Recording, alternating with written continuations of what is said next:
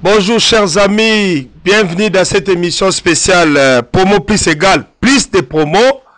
Comme vous le savez, c'est une émission qui fait la promotion des hommes d'affaires, qui fait la promotion des entrepreneurs, des gens qui font des business partout dans le monde. C'est une émission qui fait la promotion des produits et services.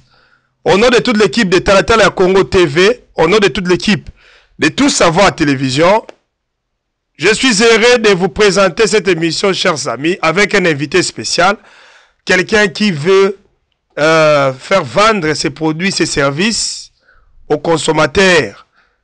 Quel que soit votre rang, il est là pour vous servir. Son nom, c'est Zakari Kaki. C'est avec lui que nous allons faire cette émission, chers amis. Je suis très heureux parce que sans vous, on ne peut pas faire ce que nous faisons. C'est grâce à vous que nous faisons ce métier, que nous vous servons et nous vous présentons de telles émissions. Une très grande analyse qui va se faire cet après-midi. Nous allons parler de l'importance de sa maison, de son entreprise qui englobe 3 services à l'intérieur ici. Il fournit comme service les transferts d'argent partout dans le monde, précisément aussi en République démocratique du Congo. Il est aussi couturier, il fait du modélisme, il coud des bons habits, de belles tailles pour ceux qui veulent rétrécir les tailles de leurs habits, jeans, n'importe quel habit, il les rétrécit avec professionnalisme.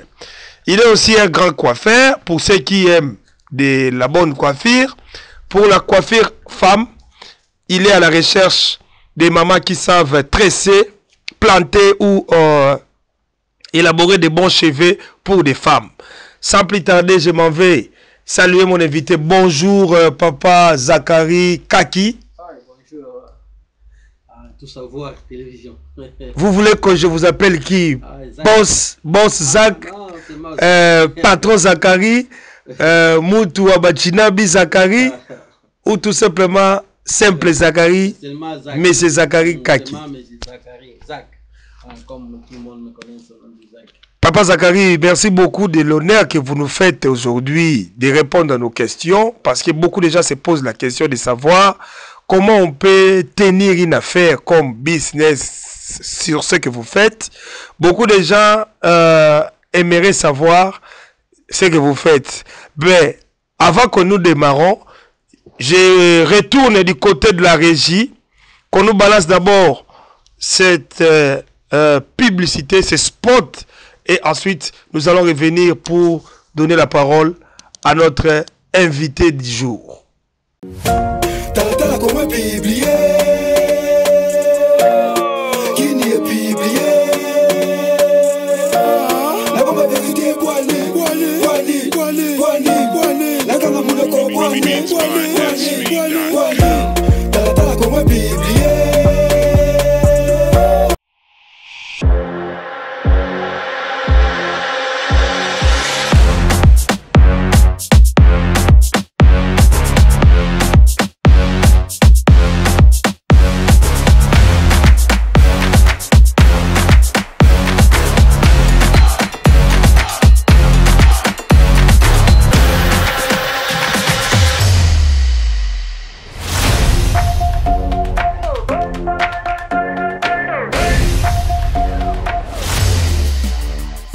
Promo plus égal, plus de promos.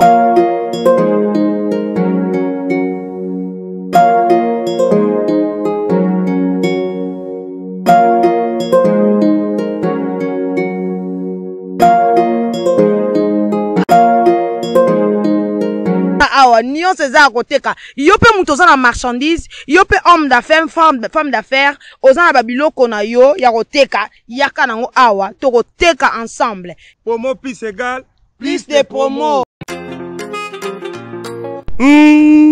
Zak Mode Shop, balobi masolo transfert d'argent, tokomi tungisa masusu te. Si tu veux transférer de l'argent vers l'Afrique, vers la République démocratique du Congo, c'est Zak Mode Shop. Transfert d'argent. Si tu veux coudre des habits, Si tu veux te faire coiffer, on dit Zach Mode Shop. Zach Mode Shop. Masolo bien. Pona biso tout. Zach Mode Shop. Balobi. Koti na mbongo. Toza suna problème na ngote. Pona kokata suki. Toza suna problème na ngote. Pona kotonga bilamba. Ba mama yaka kotongisa bilamba na yo. Na modéliste solo. Modéliste professionnel. Zach Mode Shop. Na kata Villa Galesbourg. Na Anderson. 427S Anderson Street, awana Illinois. Zach Mode Shop. Balobi, est-ce que basi balova yo kata suki po balove yo? Est-ce que basi otongisa bilamba kitoko neti awa?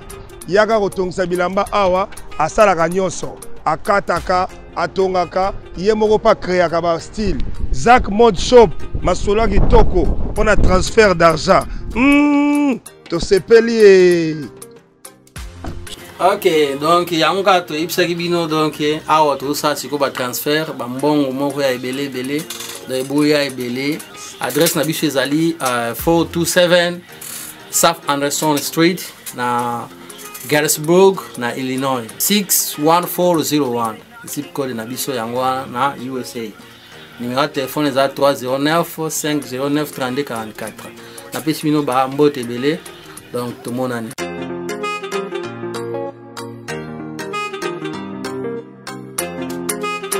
De retour sur ce plateau, chers amis, je suis heureux parce que nous avons un grand invité, nous avons un invité spécial.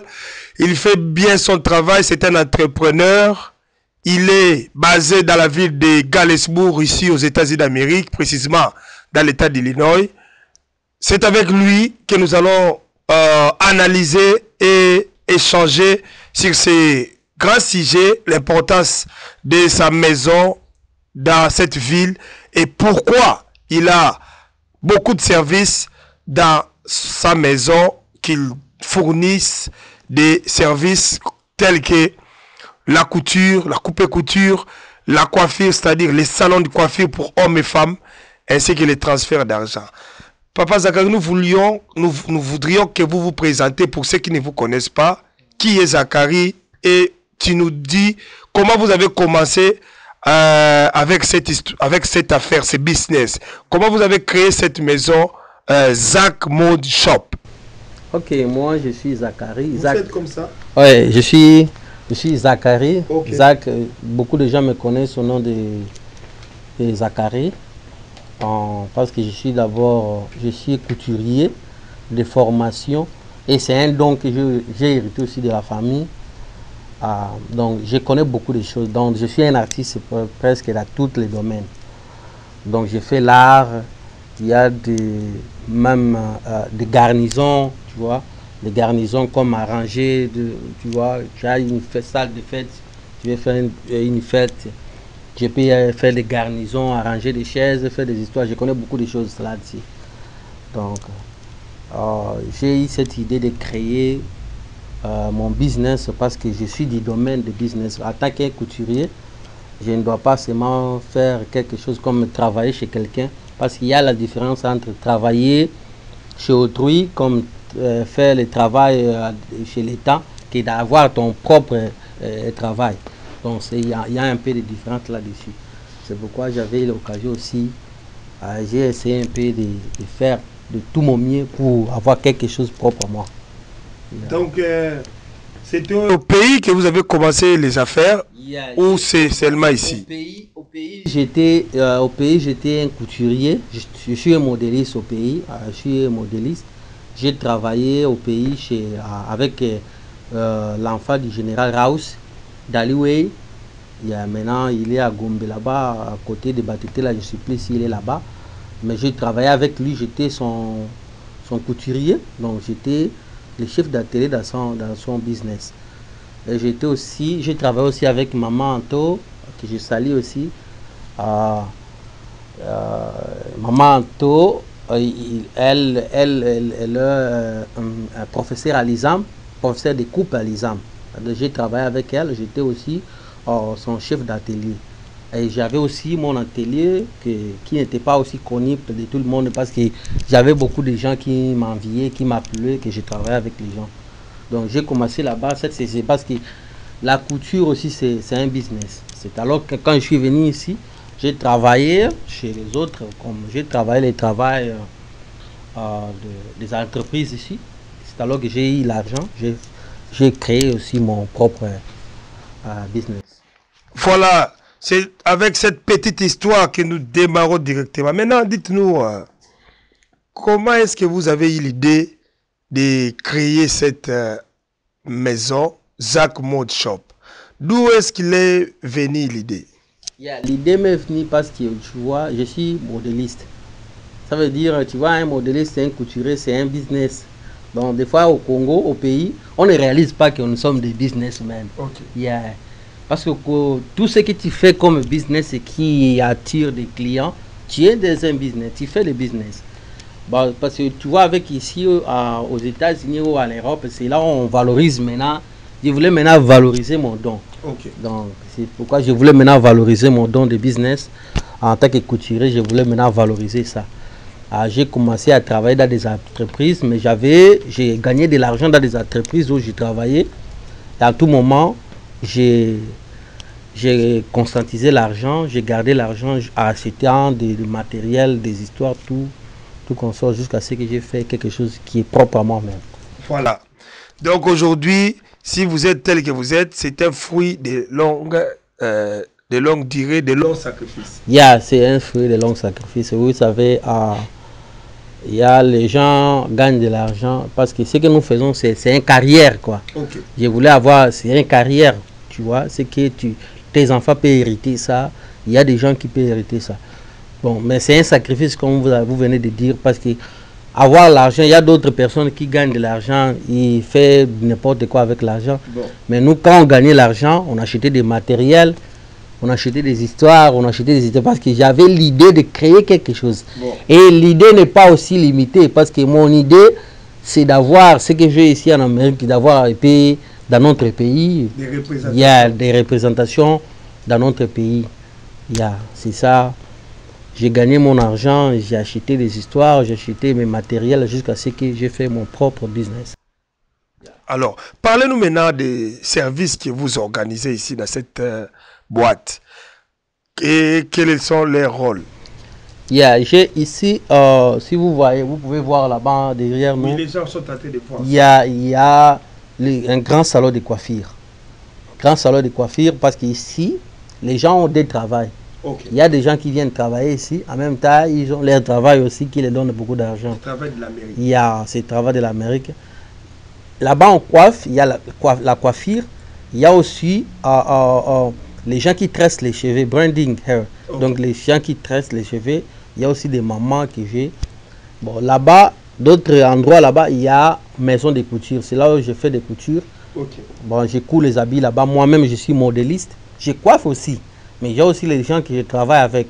Okay. Bon, il y a aussi une maison de transfert. J'envoie l'argent partout. Je travaille je travaille avec Western Union. Je travaille avec Western Union. J'ai mon agence ici. J'envoie l'argent partout dans le monde. Des grands montants que j'envoie partout dans le monde. Donc, je travaille avec 3 business. Je crois qu'il y aura aussi des 4 business parce que c'est un multi-business. Okay. C'est un business que je vais mettre beaucoup de choses dedans. Là, c'est encore un secret. C'est encore un secret. Donc, bon, faut la biso. Mais il faut y ça peuple, il faut y ça public. Et autant. Donc, il y a autant de belé. Donc, je vais avoir, il y aura beaucoup de choses à l'intérieur. Donc, c'est ça un peu. Maintenant, toko tana na côté coiffure, ba coiffure nini mbatu so baye ba ko kuta pa na yo na maison na yo pour na mibali d'abord. Ba coiffure nini ba sorti ni ba coiffure kataka. Donc coiffure eza ya mibali eza bon, ils ont dépend parce que coiffure non mais ils ont dépend na modèle mutalingaka. OK. Ya mais ce qui se fait eza que nyonso zo salema. Donc ra au kataka. Nyonso bogi derrière au kataka. Tout zo salema. Pink au kataka. Nyonso eza sans problème. Oh nini zinga loketo. Nyonso so tout de contrôle. Et logo pe ngana ko kite. On a des garde-fous, des gens qui travaillent en collaboration. Il y a un branding. Il y a mais il y a des spécialistes. Parce que tellement par rendez-vous. c'est mutu atie na rendez-vous ale akoya bakangi pe suki. OK. Ya. Wana ko sa papa pe bakanga suki baza. Oh yo pe koko kanga bango. Ba papa bakanga ba mes wana. Bon. Donc awa pe bango so ba yepe ba jara ba papa. Awa ba neti awa ba américain mingi bakanga suki ya basi ya mibali bakanga mingi. Ya kal neti basi kokanga suki wana mibali bakanga trop. Ya. Donc na ba to o bakanga ka pe suki ba kokanga bango suki kitoko. Ba aire de service pour la salon zande nini? Aire de service awa et tous amis tout travailler chaque jour. Normalement horaire normal les de 9h30 à 18h. Okay. 18h30. 9h au fond des portes. Les portes sont ouvertes à partir de 9h30. 9h30 à 18h30. Du lundi au samedi. Ça, dimanche tout ça là. Ça c'est pour tous les services ou uniquement les salons?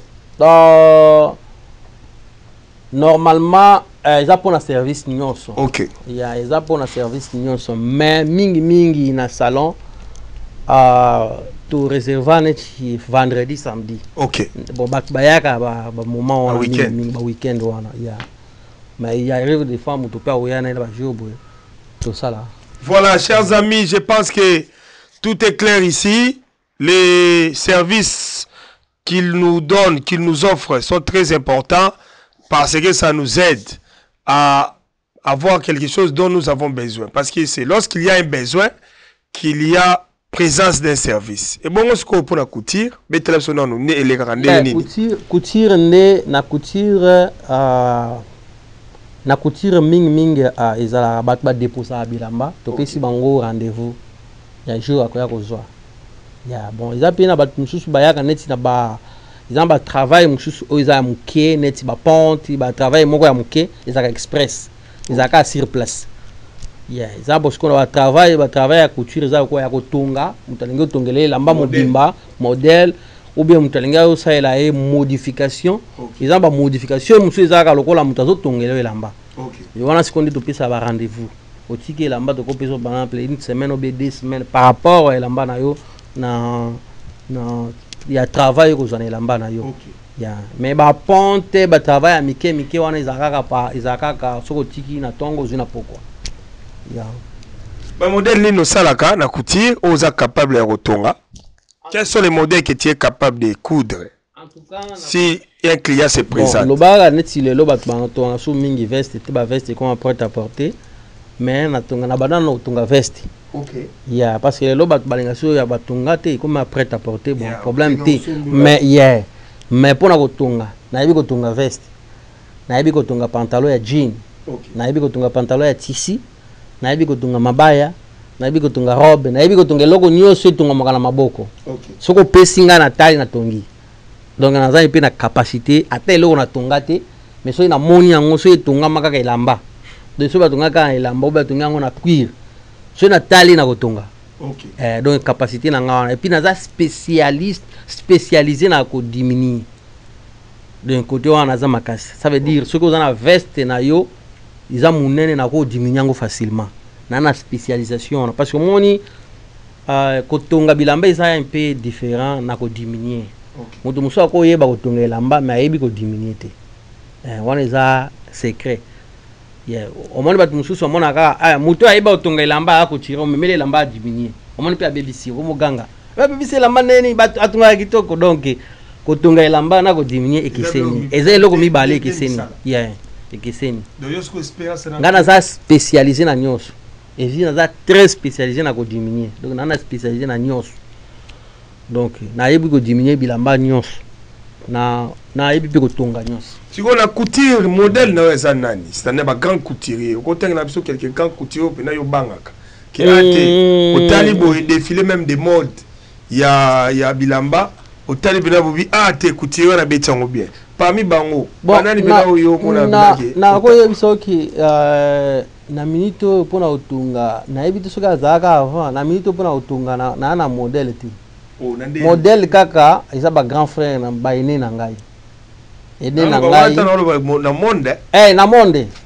ene na ngai ene na ngai azalaki grand couturier modéliste na Kinshasa je crois ba bayebiye kombo nezaki Jerry Donc bato yele ba yeba ki azaki grand couturier wana ene na biso gérer wanzaki lokola parce que aza parmi ba modèle o biso to zwa ipa na pe to bima pe na ndengo wana après na kiko kuta na vie na ngai lile moda oyo mutu aforma ngai sikoyo donc na zwaki na no don ya famille ipa vie na ngai gérer mais tango siko yaki il a fallu qu'il y ait un Portugal wana bon ngas ko na tika ina mutu muso tika ko former nga lile moda. OK. Yes ko na koli ndenge wana bosi ko moni ko ngas ko na koli na baja ke ya mutu moko ti de na koli na maison oyo na koli na maison oyo na koli na maison oyo na sangisi ba experience. Na sangisi ba experience. Tala na tongi leti na mama Anto aza modeli aza nani a professeur ya coupe na exam. OK. Donc so maman on a cadré lamba ana donc apesi mbo théâtre donc a mère nanga na yebi sauter so na mona kae mais to mona na kaka a rotalo na ye na lemba za na lemba na yebi so ka na lemba maman so ya cadré lamba taka professeur ya moi si na exam bon hein donc so ya cadré lamba donc mituni za nini ayebi ko kata siko ekuta na ngai soki na monter lamba eza eloko mususu ozomona nde tokuta naki donc soki akati lamba mais akoza moi difficulté ko monter yango parce que soki nga na zwi yango na monter yango les aki terrible donc monto yeba tokuta na mutu ayebi ko kata na mutu ayebi ko monter bon donc na sunga pe bana exam ebele bazwa ba travail ebele ba yebi nga Zach mode to tunga na mama ouais ça ina commune pe place na lemba échangeur na lemba échangeur comment pembeni kaka nani ya na grand échangeur wa kufa ou nani Gotanzambi OK na galerie Gotanzambi kana avenue donc même donc bataille na Gotanzambi donc azaka même avenue na Gotanzambi vous avez que tout le monde maison on peut ça mais moi maison te maison et ça maman Anto ye azaki na maison na ye ezaki ba maison ya minene ezaki ba maison exposée ti pour couture za na ba sorte na sorte on mona ta tonga ina dali we ya tonga la ba mikondi eza ba maison oyo eza na ndaku de ndaku mobimba ba sala maison bon donc bato ali pas d'accès au public il y a pas d'accès wana komi donc tozaki na maison ya bonga tonga na ba maison ana maman Anto za ma maison a pas d'accès au public donc azana ndaku na yeme na kati kuna so koti ya tonga nani munene zaka maison donc pour atonga ma maison donc za ba chambre belé zaka maison na maison de tonga na azaki na lemba wana donc na précisément kaka na nani ya Gotanzambi OK on venu à Mouvaro o yazaki mutu ya viva la musique so ki nani ouais donc so qu'est-ce qu'on pas dali ye tozaki na e côté abatete la pika kuna na maison pas d'accès au public donc pour na yo modèle na yo zaming ba congolais ya ba couturier ya modèle na ngai za ba congolais Yves Saint Laurent ke na wana yebi na nga bango vraiment bon moni ngai moto yoji alobela ko lokote parce que moni ngai na ko saudi o utuko kufa oyo kombo kimi ngai ye pas le blog bon moni bato wana surtout batonga ba mindela batonga makasi batonga na makasi na ko boya bango yeah batonga ba guji wana surtout batonga makasi mais na ko boya bango te moni biso to salaki système africain oso moi to tonga ba biloko ya système africain ba biloko wana ko tia ba mayaka ba couture wana ko tia ba couture na bango ba grand star ba lataka yeah biso to salaki ba biloko wana bosiko ngaza kina ba vie danga bazaki outa na ba français bazoya na ba kini wana bazomemenanga ba biloko wana OK nazo modifier kango nazo mono yela nga msuiza munene msuiza na forme te nazo modifier bazota ba français bazoya nga ba biloko wana nazo modifier déjà musana na ndima ka bango po nga na koboya mututi ba grand couturier bon biso to bimene ipa na bango te biso to bimena mdele na biso mais na niveau kasi na niveau international moi reconnaître bango ezate te na niveau international baza international baza minene donc na koboya bango te ba grand couturier o ba bilamba na bango ezolata matile lo siko na Congo à part oya yo bali ya na Congo wana ba mususu yeba bango te basala pe musala bango bien o potali bobite ya na pe na ba mona oyebi ba sapeur na tango net ba papa griffe oyebi oyo ka kombwana yeah but omoni ba leka na te vala tara ba sapeur ya ba léopard yeah izana yo na bango ye patonga bon ezana ba biloko mususu ba biso to benga ngo na couture nini na ba défilé de mode. OK. Omoni ba bilambo ilata mangamba défilé de mode eza elamba look oyo lata ngo normal tinechi olati kitoko wana bon ozomona yeah eza biloko mususu eza ya défilé de mode bon on comprendre wana eza ko présenter ba biloko na yo ko beta pe biloko moko bo imaginaire ope muto akolata ngote mais osala nga pona défilé de mode mais ce que ça la po ba balanda route po ba baba na osomba eza ka ya kosomba commander pa na eza ya ko commander te biloko mususu esala makawana eza ka biloko moko boye yo lingi obima na ndenge na yo kaka OK osala biloko moko boye eza na nti so tali même na défilé de mode ba français au moins biloko mibale balataka donc jamais okolata ngo da sali neka pona défilé de monde baye ba keno mais hôtel ndi sali ya mais ba te type ba comment olata ba ko olata ozo ba yango pende omolaka ba ta ba musicien na biso mususu balataka ngo mais so ya ngeke lota mukonzi boye omoni alati fesse aolata ngo ti donc moi na oya po dane zaka ka pona plaisir des yeux yeah izapka pona olengi sa ko sala pe loko na ngai pe na mode tango na mode wana sali loko moko kaka boye za création ba bien en création OK yeah izapinza mode quotidienne te il faut la tango normal bo yango mona ba biso bon na cadre ko tonga totala yango penza makasi te OK yeah pona yebi ke soki obenga pe na kendo sala mode wana ko beta pe loko na ngai to na ko sala biloko na biso pe OK yeah ya mode. Mais ça biso siko des signes pour oyeba bon couturier, des signes pour oyeba bon coiffeur, après to kota siko na kati agence à transfert d'argent. Bon. Na côté à couture né na kopesa ngo ba signe. OK. Bon. Donc couture et loko liboso ezaki eza couture liboso totala ka ye ndenga zo epingle ba singa na ye quoi. Ba pa ya ba singa na ye. Dozo tala pe singa ngo ndenga za ko sa aligner likolo elamba. Donc na kopesa elamba na nga otongela ngai soki elamba ngo na biso betela nga ligne droite obeti yango iza ko tenga ma ta oza vrai couturier ndenge nini na ondima oti omoni donc couturier ba ye ndenga so epingle tonga machine na ye na elamba bon wana koloba te pona ndenga tongi elamba parce que yango nde bimisaka elamba soin yango nde bimisaka elamba propre donc nako parce que nako former na nga pe mutu moko couture eza biloko ya esprit. OK. Et si fika oyeba machine na ko former a bon to bandi ko tunga no bilamba ya moko yo ngam na tungi lamba o. Bon. Yeah. Mais eloko ko casser o eza ko pingle singa na yo ligne droite. Ba courbir wana. Bon. Omoni. Do na yebi sio ke no zwa kaye oyo ou bien do zwa machine yo na beti na tiele cercle. Na bisio beta cercle singa et landaka ligne na beteli wa allez comme ko sala boye ke boye betelanga ligne droite ke boye wala nde ko beba pourquoi parce que au moins net na jean oil so na yebi au moins ligne oil ça ba ligne mo ça ba ligne droite yeah siko yo yebi ko beta ligne droite te ba pesio jean oil tonga tala siko ba biloko ko beta ba bo ate lamba on ezaki toko so ka mto tali kaka boye ligne sali ba ndima ote bon nde couturier a bien d'abord eloko ya liboso to yebaka na talent na ye ndenge aza ko temisa singa na ye na elamba a plus na ndenge ayebi kotonga. OK. Tous sont à la régie. Je demanderai aux gens qui sont à la régie de nous balancer un spot encore et puis nous allons retourner ici. Tala comment biblier qui n'y est biblier la comme vérité boali la comme mon ko boali tala comment biblier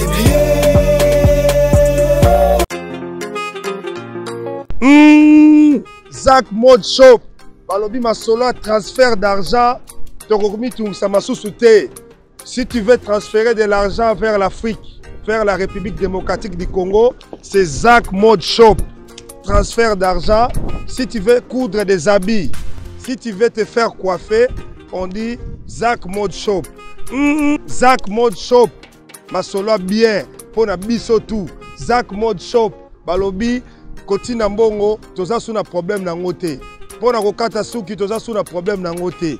pona kotonga bilamba ba mama e yaka kotongisa bilamba na yo na modéliste ya solo modéliste professionnel Zach Mode Shop na kati ville à Galesbourg na Anderson 427S Anderson Street awa na Illinois. Zach Mode Shop balobi est-ce que basi balova yo kata suki po balove yo est-ce que basi otongisa bilamba kitoko neti awa yaka kotongisa bilamba awa asalaka nyonso akataka atongaka ye moko pa créaka ba style. Zach Mode Shop masolo kitoko pona transfert d'argent to sepeli. Ok, donc yanga to ipsaki bino donc awa to sa siko ba transfert ba mbongo moko ya ebele ebele de boya ebele adresse na biso ezali 427 South Anderson Street na Galesburg na Illinois 61401 zip code na biso yango na USA. Numéro de téléphone est à 309 509 32 44. Na pesi bino ba mbote ebele donc to monani.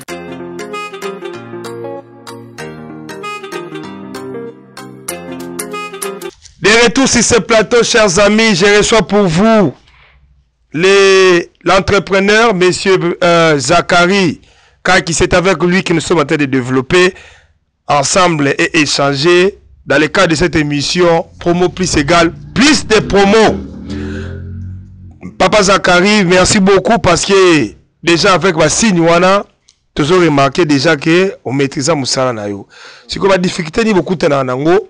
Na kati ya kutire puis avant to pese so ba difficulté pourquoi ba erreur pesa le maka o bona boyo kati bo bimise lemba mutu dongi bo bani ko swala na client qu'est-ce qui fait que mutu pesa ko mesure o so ke pe mesure mais ya boye pas epesi bien te ba biloko wana utaka quelles sont ezali quelles sont ba origine ba erreur ya kutirier ya wana na kolo ba ezaki wana raison musala nyonso perfection ezati perfection dans la lola donc ça veut dire en tant que mutu oza sujet na erreur peut-être okangaki mesure penser na ezalaki wana te yeah peut-être penser na ezalaki wana te ou bien peut-être ozaki na problème moko boye ou bien erreur moko ekomi ou bien obosani eloko moko boye nde biloko wana ekomaka mais ils ont pensé à leur mot ils trop souvent ils ont mis pour les débutants bateau oyo ba bandi eloko asikina na lobite ke okosa l'erreur te pour na propre erreur eza mais biloko na mingi eza pour na ba débutants de ba commettre ba erreur parce que zo bandana nozo mona azo bandana mais muto déjà yebi ko tunga fandi ça déjà masolo neti ba biso boza mo passe pour na sala na commettre ba erreur wana ils ont un peu pas ce qui na commettre en cas quoi mutu mais ils na ko sala ngote na sali yango pa ya o na sali yango pa ya o na sali yango pa o non ko sala ngote bon so ye par exemple zigisi la mamu tout na faire bon là to pousser au sala nini ba précaution ni bozo ka soki eloko na ye pour la client na Afrique c'était autrement mais en Amérique ah so na elamba na baby ou bien ziki non mais il faut na sombele lamba mususu ya bon en Afrique eza les problèmes te na Afrique na eso ki ba Afrique donc bon na ba maison ngala za ko sala ya minene to bando somba parce que bien maison so sala mbongo ebele to bando somba sans problème to sombi pe ni tete pa maman to wana ko mona pe lamba eloko msu sali me bien te to sombi elamba mais na ba maison ya biso ya mike ona ebi ha na pesa cadre général cas général ya biso parce que uti na mike wana vato koma minene donc on néglige na yebi wana do nyoso na yebi ba fa au sala gidini to sala ni des fois na l'arté vous comprenez mbongo eloko ezati des fois yo ka mbongo yo pesa d'abord nga ekoki ata ma nyoso tuti vous mona parce que on ba mbongo kuna za des fois discussion banene mbongo pesa nga kuti ekoki ata elamba na uti siko ngana sina sombi ba matériel na sali bo siko tango la mano ke ko beba na mbongo ku tia ko somba ngo siko umoni siko la mambo ke kinega wana ezali bi yo beba sike lamba aria Zachary au foot de là-bas donc ba problème wana comme mingi ezali ngo wana normalement au fait c'est ba cause na ngote oko ba bongo reke ko ya pona cause ni donc cause wana eza na elamba ici que eza d'abord qui so pour les lambes ici qu'ils ont erreur peut-être à moto faire les kimakas neti ba faire les kimakas otaki moto makasi makala makasi surtout bato basala ka RDC ba makala wana ozo comprendre ils ont un réglage té bon ce qui pose aussi là ba faire wana aussi là peut-être ils a maïté ils a faire ya maïté parce que aussi la faire fait à maïté OK il y a parce que normalement selon qu'on repasser lamba OK repasser lamba ya mutu oko repasser na ferté faire sans maïté bébé ça lamba les a bilo msuto apprendre en de ciment normalement ce qu'on doit repasser na faire wana il faut pas zanga maï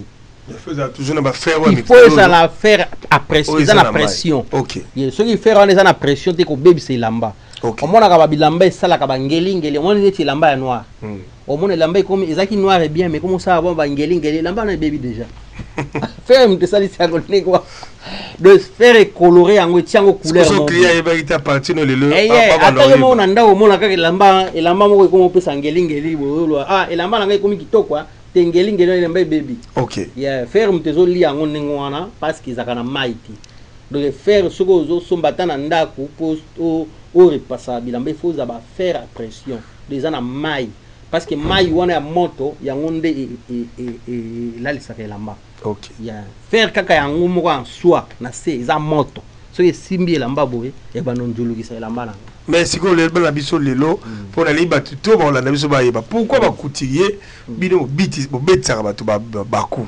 bo bini saka batu olobi na mutu ke non le 16 yaka na 15 euros seulement na muta ya bo pa chamuki na oki wana olimo no terre olimo studio wana za lokola ka pone beta baku pone boko saba wana za ka lokola batu ha bon wana ko wanga na te bon parce que na couturier lokola batu ba erreur wana ezali mais ba msusu ba exagérer ka OK yeah wana suko exagérer yango il faut ezana eloko moko esali ke mutu azwaki elamba na ye te parce que oza mutu peut-être opesaki mutu rendez-vous boya ozwa elamba na ye mais babengi yo banini bon donc nini mais ce qui eza neti ya kokosa wana kokosa trop kokosa eza mabe oya kokosa wana eza ba donc mutu a comprendre nano eloko aosala te OK omoni so comprendre eloko ozosala te moyo évolue mpe nango eza te OK moni eloko po évoluer na eloko il faut comprendre eloko mutu aosala OK bon tozwa ta moko beta toyoka musique l'état yo to découvrir yo so na batala mosusu merci beaucoup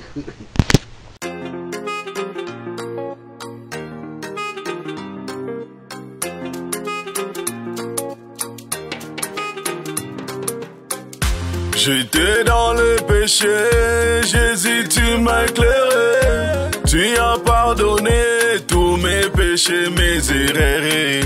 Yone gona bolingo, motema malamu. Tu m'as valorisé là où j'étais négligé. Jésus, tu m'as chéri, m'aimé comme une biche. C'est dans tes bras d'amour que je me sens si erré. Papa, tu m'as aimé d'un amour profond. J'étais sans dans mon cœur quand tu me parlais, je t'écoutais. Ya Yesu bolingwa motema nanga yo. Ya Yesu bolingwa mabanzo nanga yo. Olongo limilelo yo besinga kimya ya Yesu nanga. Olongo lingana mawa yo besinga sengo ya Yesu nanga. Ya Yesu bolingwa motema nanga yo. Ya Yesu bolingwa mabanzo nanga yo. Olongo limilelo yo besinga kimya ya Yesu nanga. Longo lingana mawa yo besinga sengo ya Yesu nanga. Miséricorde insondable, Jésus m'a pardonné. Son sang m'a sanctifié, j'ai dansé de joie pour mon amour. Motema nanga, na pesi na yo.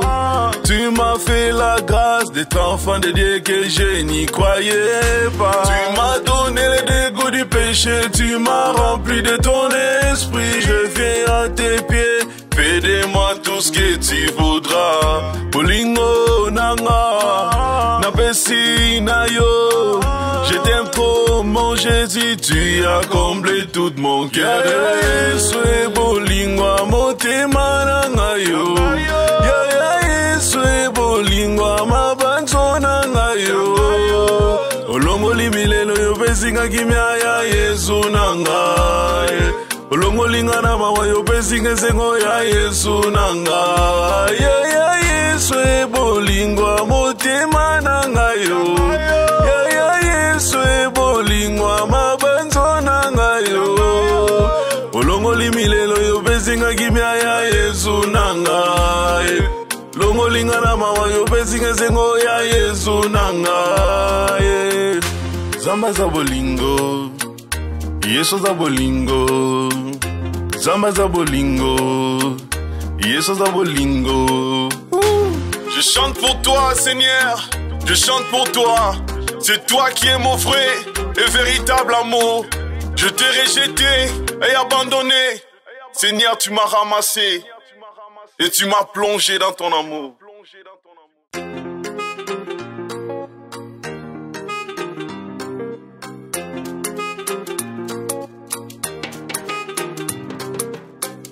J'étais dans le péché, Jésus tu m'as éclairé. Tu as pardonné tous mes péchés, mes erreurs.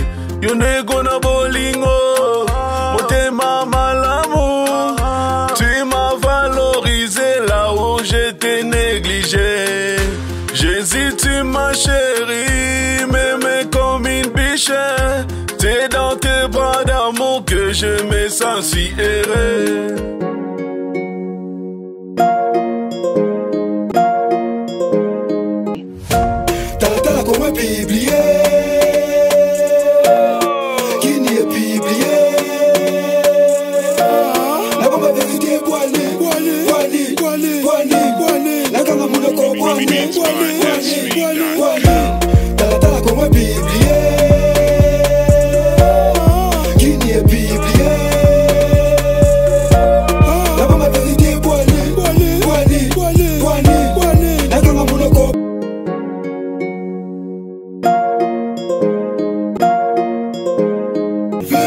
Et tous les crimes formaient la rébellion de qui m'a livré l'eau. Basi ezali kuna toebite de qui m'a livré l'eau. Basi ezali kuna toebite. Tata comme Biblié. Purchase your tracks today.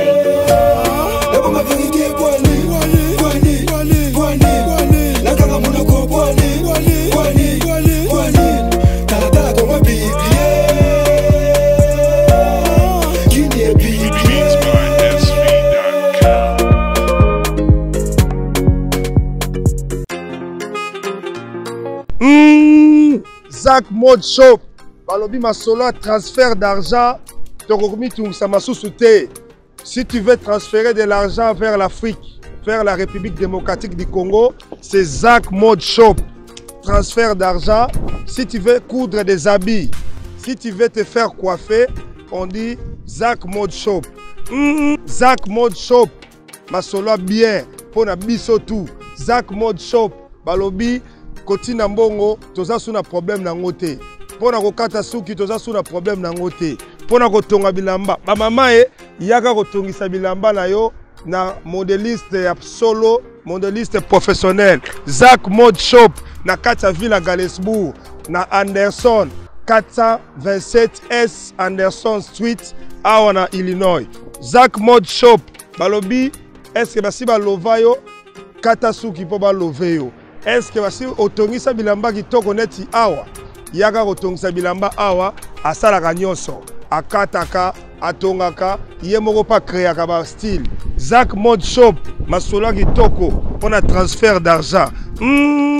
To sepeli Ok, donc yango ka to ibsaki bino donc awa to sa siko ba transfert ba mbongo moko ya ebele de boya ebele. Adresse na biso ezali 427 South Anderson Street na Galesburg na Illinois 61401. Zip code na biso yango na USA. Numéro de téléphone est 309 509 3244. Na pesi bino ba mbote ebele donc to monani.